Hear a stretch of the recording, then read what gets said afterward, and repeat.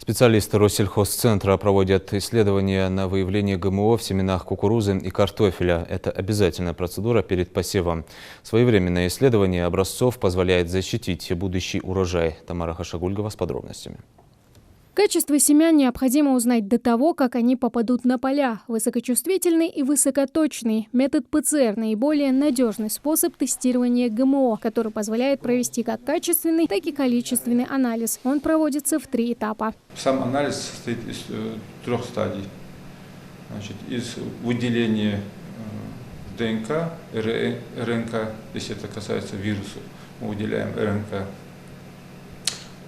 Мы применяем при выделении, при определении ДНК, РНК вот такие наборы для выделения. Суть метода выявления белка, который используется для производства генно-модифицированного материала. Вся процедура занимает меньше 2 часов. Специальный амплификатор выдает результат на компьютере в виде графика. Вот вы видите, да, вот такой вот чип, микрочип. Это я вам наглядно просто говорю, как пример. Мы его ставим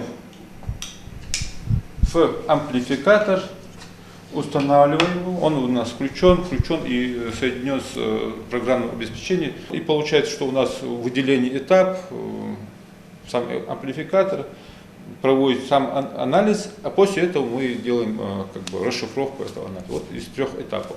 В России с 1996 года действует правительственный мораторий на промышленную генную инженерию, а с 2016 запрещен еще и ввоз генно-модифицированных культур. Поэтому на страже семенного фонда сотрудники Россельхозцентра. За все время исследования семян и растений на ГМО в Ингушетии таковых еще не выявлено. ГМО-скрининг актуален для кукурузы и картофеля, поскольку именно в этих культурах высокая степень вероятности выявления ГМО-линий.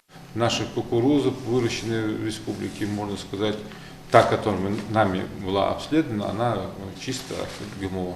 А по картофелю мы немного уступаем, потому что картофель у нас не так.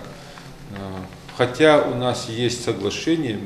По картофелю мы провели 25 анализов. Да, 25 анализов. Но, в принципе, для нашей республики это не так уж и мало.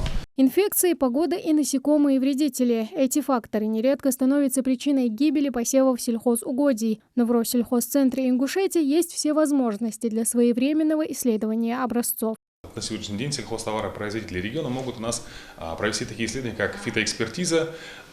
Причем раньше эти анализы проводились за пределами республики. То есть сейчас это удобно, быстро и экономично для наших аграриев. Плюс ко всему проводится анализ на посевные качества семян, то есть на схожесть, на влажность, на массу семян.